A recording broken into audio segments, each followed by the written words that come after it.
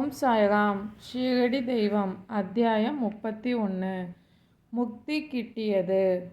மரண தருவாயில் மனிதனின் நோக்கம். ஒருவன் தனது இறுதி காலத்தில் மரண தருவாயில் இருக்கும்போது எத்தகைய எண்ணங்களையும் ஆசைகளையும் தன் நெஞ்சில் பதிய வைத்திருக்கிறானோ அதுவே அவனது எதிர்காலத்தில் நிறைவேறுகிறது. அதை ஒட்டியே அவன் எதிர்காலம் நிர்ணயிக்கப்படுகிறது. அதையே கிருஷ்ணரும் தன் கீதையில் வலியுறுத்துகிறார். எவன் என்னை வாழ்வு முடியுந்தருவாயில் எண்ணுகிறானோ அவன் உண்மையில் என்னிடமே வருகிறான். அத்தருணத்தில் அவன் வேறு எதையாவது சிந்தித்தால் அவன் விரும்பியபடியே செல்கிறான் என்று கூறுகிறார். எனவே நாம் நம் வாழ்வின் இறுதி நாட்களில் ஒரு குறிப்பிட்ட நல்ல எண்ணத்தை நம் நினைவில் பதியவிட வேண்டும். ஆனால் அதை நாம் உறுதியாக பின்பற்ற முடியாது. அந்நேரத்தில் நாம் பல்வேறு காரணங்களால் பயந்து பீதியடைய வாய்ப்புகள் இருக்கின்றன. எப்போது நாம் எதனை சிந்தித்தாலும் நம் இறுதி காலத்தில் நாம் மனதில் கொள்ள வேண்டிய நாம் விரும்புகிற புனித நினைவுகளை நம் மனதில் நிலைப்படுத்த வேண்டும். அதற்கு முறையாக பயிற்சி அவசியம். அதனால்தான் நாம் நம் வாழ்வின் இறுதி காலம் முடிந்து பயணப்படுகிற தருவாயில் எவ்வித குழப்பமும் அடையாமல் எந்நேரமும் இறைவனை நினைவு கூர்ந்து அவனது நாமத்தையே சர்வசதா காலமும் உச்சரிக்குமாறு எல்லா ஞானிகளும் போதிக்கின்றார்கள். அதனால் அடியவர்களும் தம்மை தாமே முழுமையான ஞானிகளிடம் அர்ப்பணித்து விடுகிறார்கள். அனைத்தும் அறிந்த ஞானிகள் தமது இறுதி காலம் வந்துள்ள நேரத்தில் தன்னை வழிநடத்தி சரியான பாதைக்கு இட்டு செல்வார்கள் என்ற நம்பிக்கை அடியவர்களுக்கு உண்டு. விஜயானந்திற்கு நற்கதி அடைய வழிகாட்டுதல். விஜயானந்த் என்ற ஞானி சென்னையைச் சேர்ந்தவர். அவர் இமயமலையில் உள்ள மானசரோவருக்கு தீர்த்த யாத்திரை புறப்பட்டார். செல்லும் வழியில் பாபாவின் புகழை கேள்விப்பட்டு ஷீரடியில் தங்கினார். அங்கு ஹரித்வாரை சேர்ந்த சோமதேவ் சுவாமியை சந்தித்தார். மானசரோவர் பயணத்தை பற்றிய விவரங்களை அவரிடம் கேட்டார்.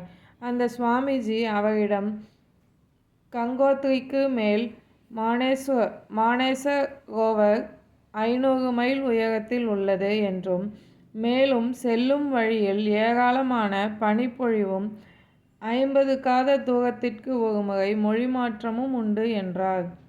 மேலும் பூட்டான் மக்கள் யாத்திரிகள் மேல் சந்தேகப்பட்டு ஏராளமான தொல்லைகள் கொடுப்பார்கள் என அந்த யாத்திரையில் உள்ள கஷ்டங்களை எல்லாம் எடுத்துரைத்தார்.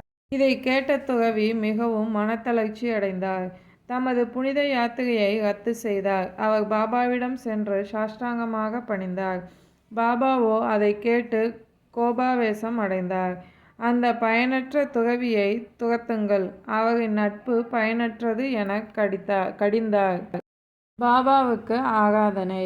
பாபாவின் குணத்தை அத்துறவி அறிந்ததில்லை. எனவே பாபாவின் சினத்தை கண்டு மனத்தளர்ச்சி அடைந்தார். என்றாலும் கூட அவ்விடத்தில் அமர்ந்தபடி அங்கு நடந்து கொண்டிருந்த நிகழ்ச்சிகளை கவனித்து கொண்டிருந்தார். அது காலை நேர தர்பார். எனவே மசூதியில் கூட்டம் அதிகமாக இருந்தது. பக்தர்கள் பாபாவை பல்வேறு விதமாக ஆராதித்தனர். சிலர் அவர் கால்களை கழுவினர். சிலர் அவர் கால் கட்டை விரலில் வடியும் புனித நீரை எடுத்து தீர்த்தமாக மனநிறைவுடன் பருகினர். சிலர் அக்காட்சிகளை கண்களால் ஸ்பரிசித்து மகிழ்ந்தனர். சிலர் அவர் மேனியில் சந்தனம் பூசினர். சிலர் அவர் மேனிக்கு நறுமண பொருட்களை பூசினர். குலம் கருதாது, ஆச்சாரம் கருதாது அவற்றையெல்லாம் மறந்து அனைவரும் ஒருங்கிணைந்து பாபாவை வழிபாடு செய்தனர். பாபா அத்துறவியின் மேல் கோபம் கொண்டவராய் இருந்தாலும் அத்துறவியோ பாபாவின் மேல் பாசம் கொண்டவராய் மசூதியை விட்டு அகலாமல் இருந்தார். துறவிக்கு பாபாவின் உபதேசம். அந்த துறவி ஷீரடியில் 2 நாட்கள் தங்கியிருந்தார். அச்சமயம் அவர் தாயார் மிகவும் நோய்வாய்ப்பட்டிருப்பதாக அவருக்கு கடிதம் வந்தது. அதை கேட்டு அவர் மிகவும் மனம் தளர்ந்தார். தன் தாயாரை உடனே சென்று பார்க்க விரும்பினார். ஆனால் பாபாவின் அனுமதியின்றி அவர் செல்ல முடியாது. எனவே தனக்கு வந்த கடிதத்துடன் பாபாவை சந்தித்த அந்த துறவி தன் வீட்டிற்குச் செல்ல அனுமதி கேட்டார். முக்காலத்தையும் உணரும் வல்லமை நிறைந்த பாபா அவரிடம், உன் தாயாரை இந்த அளவுக்கு நேசிக்கும் நீ பின் ஏன் துறவியானாய் என்றார். சொந்த பந்தங்களின் நினைவும் அவர்கள் மீது கொண்டுள்ள ஆசாபாசமும் காவி உடைக்கு ஒத்து வராது. நீ உன்னுடைய இருப்பிடத்திற்கு சென்று அமைதியாக அமர்ந்திரு. பொறுமையோடு சில நாட்கள் காத்திரு. நீ உன் இருப்பிடத்தின் கதவுகளை நன்றாக தாழிட்டுக்கொள். அதிக கவனமாக இரு. திருடர்கள் அனைத்தையும் எடுத்து சென்று விடுவர் என்ற பாபா மேலும் அவரிடம், செல்வமும் சுபிட்சமும் நிலையற்றவை. அதுபோல் இவ்வுடலும் அழியக்கூடியது, மரணத்திற்குட்பட்டது. இதை நீ நன்குணர்ந்து இன்மை மறுமை பொருட்களின் மீதுள்ள பற்றை முழுவதுமாக விட்டுவிடு. உனது கடமையை செய். யார் இவ்வாறாக செய்து ஹரியின் பாதங்களில் சரணடைகின்றானோ அவனை சூழ்ந்து நிற்கும் அனைத்து தொல்லைகளில் இருந்தும் விடுபட்டு இறுதியில் பேரானந்த பேரு நிலையை எய்துகிறான். யார் ஒருவன் அன்புடனும் பக்தியுடனும் ஹரியை தியானிக்கிறானோ அந்த பரமாத்மாவும் ஓடி சென்று அவனுக்கு உதவி செய்கிறார். நீ முன் செய்த நல்வினை பயன்களின் சேமிப்பு அதிகம் உள்ளதால்தான் இவ்விடத்திற்கு வந்துள்ளாய். எனவே நான் இப்போது சொல்வதை கவனி. நீ உன் அந்திம வாழ்க்கையை பற்றி சிந்திப்பாய். உலக ஆசைகளை துறந்து நாளை முதல் பாகவதத்தை பாராயணம் செய்ய தொடங்கு. 3 முறை சப்தாகம் செய். அதாவது பக்தி ஸ்ரத்தையுடன் 3 வாரம் 3 முறை நாம பாராயணம் செய்க. பரமாத்மா நின்னிடம் மகிழ்வெய்தி நினது கவலைகள் யாவையும் அழிப்பார். நீயும் உன் துயரத்தை மறந்து மனம் அமைதி அடைவாய் என்று கூறினார். நற்கதியடைந்த துறவி. அத்துறவியின் முடிவு நெருங்கி கொண்டிருப்பதை அறிந்த பாபா அவருக்கு இந்நல்லுரைகளை வழங்கினார். மரணத்தின் அதிபதியான யமனை மகிழ்விக்க ராம விஜயம் படிக்க போதித்தார். அந்த துறவியும் பாபா உபதேசித்தபடியே காலை குளித்து முடித்து மற்ற சம்பிரதாயங்களை முடித்து கொண்டு லெண்டி தோட்டத்திற்கு சென்றார். அங்கு ஒரு தனிமையான இடத்திற்கு சென்று பாகவதம் படிக்க தொடங்கினார். 2 முறை பாகவத பாராயணம் செய்தார். அதன் பின்னர் மிக சோர்வடைந்தார். வாதாவுக்கு திரும்பினார். 2 நாட்கள் தம் இருப்பிடத்திலேயே இருந்தார். 3வது நாள் ஃபக்கீர் பாபா என்ற படே பாபாவின் மடியில் உயிர் துறந்தார். பாபா அவரது உடலை ஒரு காரணம் கருதி ஒரு நாள் பாதுகாக்கும்படி கூறினார். காவலர்கள் உரிய விசாரணை செய்த பின் அவர் உடலை அடக்கம் செய்ய அனுமதி தந்தனர். அதன் பின் உரிய இடத்தில் தக்க மரியாதையுடன் அவரின் புனித உடல் அடக்கம் செய்யப்பட்டது. இங்கனமாக பாபா அத்துறவிக்கு நற்கதி அடைய வழிகாட்டினார். தெய்வீக காட்சியில் திளைத்த பாலாராம் மான்கர். பாலாராம் மான்கர் பாபாவின் அடியவர்களுள் ஒருவர். அவர் தன் மனைவி காலமான பின்பு மனமுடைந்த அவர் மிகுந்த சஞ்சலத்தில் இருந்தார். வீட்டு பொறுப்பை தன் மகனிடம் ஒப்படைத்துவிட்டு வீட்டை துறந்து ஷீரடிக்கு சென்றார். அங்கு பாபாவுடன் வாழ்ந்து வந்தார். பாபாவும் அவர் பக்தியில் மகிழ்ந்தார். அவரது வாழ்க்கைக்கு ஒரு புதிய திருப்பத்தை அளிக்க விரும்பினார். அவர் மான்கரிடம் ரூபாய் 12 அளித்து சாதாரா ஜில்லாவில் உள்ள மச்சீந்திரகட்டிற்கு சென்று வாழும்படி கூறினார். மான்கருக்கோ பாபாவை பிரிந்து வாழ விருப்பமில்லாததால் மனக்கவலை கொண்டார். ஆனால் பாபா அவரிடம் அவர் அங்கு செல்வதால் அவருக்கு ஒரு புதிய வாழ்க்கை பாதைக்கு வழி வகுத்துள்ளதாக கூறினார். அது அவருக்கு மன அமைதியை தரும் என உறுதி கூறி தேற்றினார். அங்கு சென்றதும் ஒரு நாளைக்கு 3 முறை தியானம் செய்யும்படி கேட்டுக்கொண்டார்.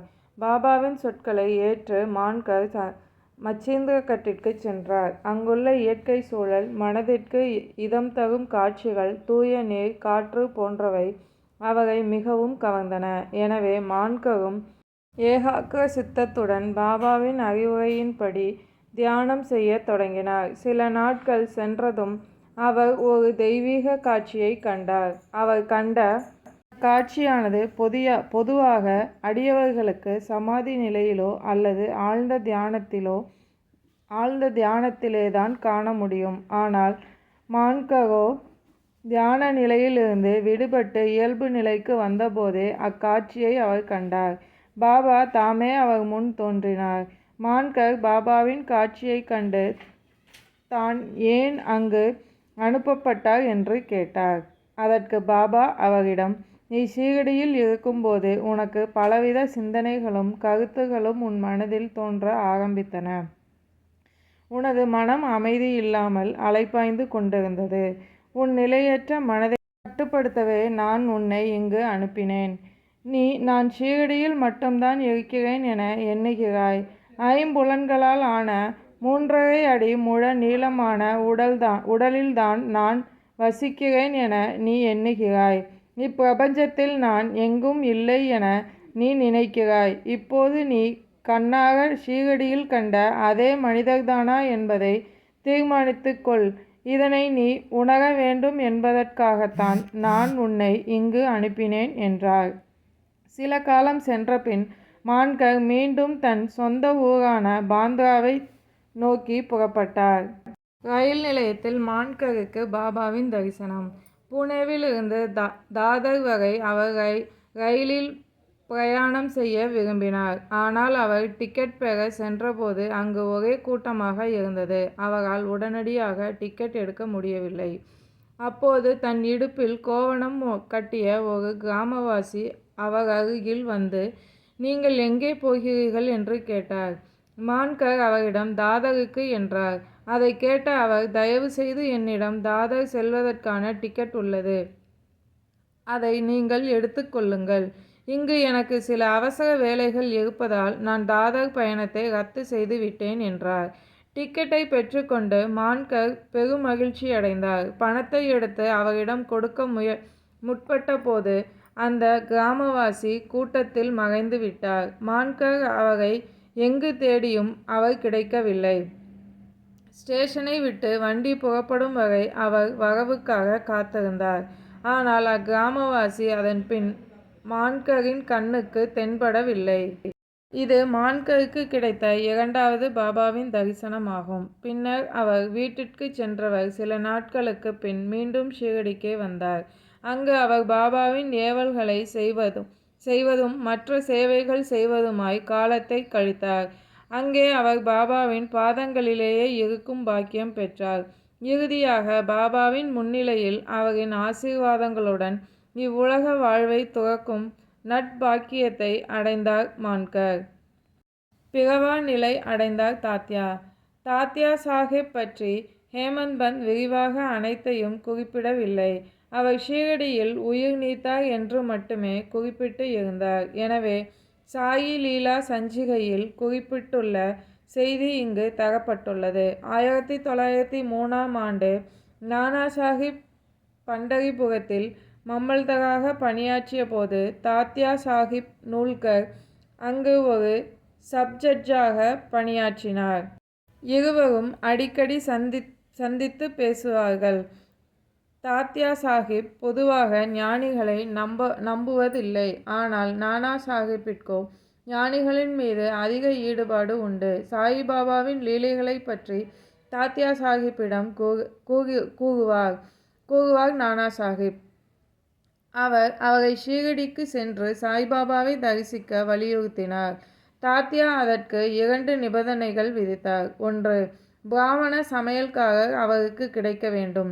2. பாபாவுக்கு அன்பளிப்பாய் தர நல்ல நாக்பூர் ஆரஞ்சுகள் வேண்டும் என்றார். அவரது 2 நிபந்தனைகளும் தெய்வாதீனமாய் நிறைவேறின. எனவே தாத்யா சாஹிப் ஷீரடிக்கு போக வேண்டிய சூழ்நிலை உருவாயிற்று. முதலில் பாபாவுக்கு தாத்யா சாஹிப்பை கண்டதும் கோபாவேசம் ஏற்பட்டது. ஆனால் பின்னர் தாத்யா படிப்படியாக தன் அனுபவங்களால் சாயிபாபா ஓர் கடவுளின் அவதாரம் என்பதனை உணரத் தலைப்பட்டார். பாபாவின் மீது எல்லையற்ற அன்பு கொள்பவராய் போனார். தனது மரண காலம் வரை அவர் ஷீரடியிலேயே தங்கியிருந்தார். அவருடைய முடிவு நெருங்கும் காலத்தில் அவருக்கு புனித வேதங்கள் படிக்கப்பட்டன. உயிர் பிரியும் நேரத்தில் பாபாவின் பாத தீர்த்தம் கொண்டு வரப்பட்டு அவருக்கு அளிக்கப்பட்டது. பாபா அவருடைய மரணத்தை கேள்விப்பட்டு, "ஓ தாத்யா, நம்மை விட்டு சென்று விட்டார். அவர் இனி மீண்டும் பிறக்க மாட்டார்" என்றார். பாபாவை கலங்க வைத்த மேகாவின் மரணம். மேகாவின் கதை பற்றி முன்பே விளக்கப்பட்டுள்ளது. மேகா இறந்தபோது அக்கிராமத்தினர் அனைவருமே சவ ஊர்வலத்தில் கலந்து கொண்டனர். பாபாவுமே மேகாவின் இறுதி பயணத்தில் கலந்து கொண்டார். மலர்களை மேகாவின் உடலின் மீது தூவினார். அவருக்கு உரிய சடங்குகள் செய்யப்பட்ட பின் சாதாரண மனிதர்களைப் போல அவரின் மரணத்தில் மனம் கலங்கிய பாபா கண்ணீர் உகுத்தார். பெருந்துக்கத்தாலும் கவலையாலும் பீடிக்கப்பட்டவர் போலானார். பின்பு மேகாவின் உடலை மலர்களால் மூடி ஒரு நெருங்கிய உறவினரைப் போல அழுதார். பின்னர் மசூதிக்கு திரும்பினார். பாபாவின் பாதத்தில் மரணம் அடைந்த புலி. பாபா சமாதி அடைவதற்கு 7 நாட்களுக்கு முன் நடந்த ஓர் வியத்தகு சம்பவம் இது. ஒரு கிராமப்புற வண்டி மசூதிக்கு முன்னால் வந்து நின்றது. அந்த வண்டியில் ஒரு பயங்கரமான தோற்றம் உடைய புலியானது அதன் முகம் வண்டியில் பின்புறமாக நோக்கி இருக்கும்படி சங்கிலியால் பிணைக்கப்பட்டிருந்தது. அது ஏதோ ஒரு நோயால் பீடிக்கப்பட்டு பயங்கர துன்பத்தால் அவதிப்பட்டு கொண்டிருந்தது. அதன் காவலர்களான 3 தேஷர்கள் அப்புலியை ஊர் ஊராகச் சென்று காண்பித்து பொருளீட்டி வந்தனர். அதுவே அவர்களின் வாழ்க்கைக்கு வருமானமாக இருந்தது. நோய்வாய்ப்பட்ட புலியை அதன் வேதனையிலிருந்து காப்பாற்ற பலவித சிகிச்சை முறைகளை மேற்கொண்டனர். ஆனால் அவர்கள் மேற்கொண்ட சிகிச்சை முறைகள் அனைத்தும் பயனற்று போயின.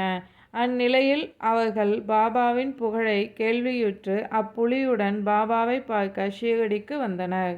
வண்டியில் இருந்த அந்த புலியை சங்கிலியை பிடித்து கொண்டு கீழே இறக்கி விட்டனர். கதவருகில் அதை நிற்கும்படி செய்தனர். அது இயற்கையிலேயே குரூரமானது. நோய்வாய்ப்பட்டதால் இருப்பு கொள்ளாமல் இருந்தது. அங்கு கூடியிருந்த மக்கள் அக்காட்சியை வியப்புடனும் பயத்துடனும் வேடிக்கை பார்த்தனர். தர்ஷிகள் மசூதிக்குள் சென்று பாபாவிடம் புலியை பற்றிய விவரங்களை கூறினர். அவர் அனுமதியுடன் புலியை அவர் அருகில் நிறுத்தினர். புலி மசூதியின் படிகளை நெருங்கியதும் பாபாவின் ஒளியினால் ஈர்க்கப்பட்டு ஆச்சரியத்துடன் தன் தலையை தாழ்த்தியது. பாபா புலியை நோக்கவும் அந்த புலி படியேறி பாபாவை பாசத்துடன் நோக்கியது. மயிர்கொத்துடன் கூடிய தனது வாலை ஆட்டியது. 3 முறை தன் வாலை தரையில் அடித்தது. பின் உணர்ச்சியற்று சாய்ந்தது. அப்புலி இறந்ததைக் கண்ட தேர்ஷிகள் பெருந்துன்பமுற்றனர். சோகம் சூழ்ந்தவர்கள் ஆனார்கள். சற்று நேரத்தில் மனதை திடப்படுத்திக் கொண்ட அவர்கள் இயல்பு நிலைக்கு திரும்பினர். புலியை நோய் தாக்கியதால் தான் அது மரணத்தை தழுவியது என்றும் அது பெரும் தகைமை உடையதாய் இருந்ததால் தான் பாபாவின் பாதார விந்தங்களில் மரணத்தை சந்தித்தது என்றும் அனைவரும் கருதினார்கள். அந்த புலி அவர்களின் கடனாளி. தன் கடன் தீர்ந்ததும் விடுதலை அடைந்து தன் உயிரை பாபாவின் பாதக் கமலங்களில் சமர்ப்பித்தது. எந்த ஒரு ஜந்துவானாலும் ஞானிகளின் பாதங்களில் தன் தலையை தாழ்த்தி இறக்குமேயானால் அது நற்கதி அடையும் பாக்கியத்தை அடைந்து விடுகிறது. அவைகளும் பாக்கியசாலிகளாக இருப்பதால் தான் இவ்வாறு பாபாவின் பாதங்களில் உயிர்விடும் நற்பேற்றினை அடைந்தன. ஓம் சாய்ராம். சாயின் வார்த்தைகள் மீது நம்பிக்கை வைப்போம்.